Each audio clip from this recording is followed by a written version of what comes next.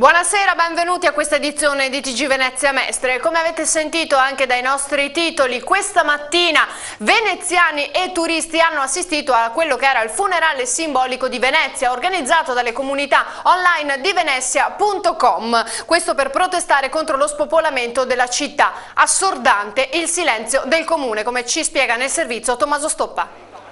Una bara rosa, una corona di fiori donata alla memoria dei cittadini della Serenissima, la maschera funebre indossata dall'attore Cesare Colonnese e naturalmente la bandiera di San Marco. Le esequie di Venezia cominciano poco prima di mezzogiorno con il corteo acqueo delle remiere, i motoscafi che portano a bordo reporter e cineoperatori provenienti da mezzo mondo.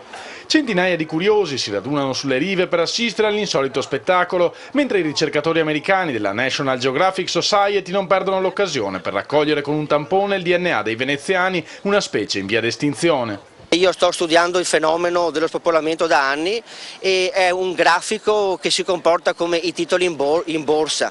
Non posso fornirvi una teoria con i diagrammi di Fibonacci, però vi dico che il 21 ottobre del 2009 eravamo 59.984. La colorita processione percorre il Canal Grande con la lentezza dovuta alla lugubre circostanza. Arrivati a Rialto qualcuno intona l'inno di San Marco, la risposta dei veri veneziani non si fa attendere.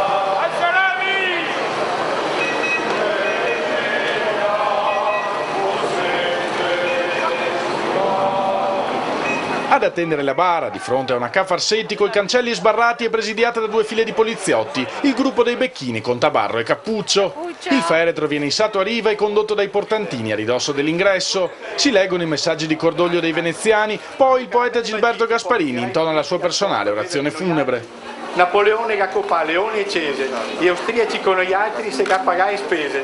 Adesso che pensare che per ciapare più bessi, gli abitanti dovessero essere estromessi, senza capire che quando l'ultimo va via, anche all'anima di questa città sarà svania.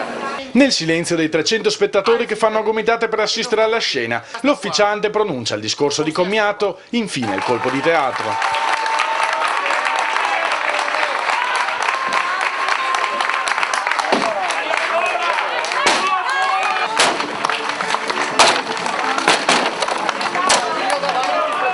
Dai frammenti della bara spunta lo stendardo della Fenice, simbolo di resurrezione. Venezia è viva, grida la folla in delirio. La distruzione della bara è un segno di rinascita e di volontà di far rivivere la città.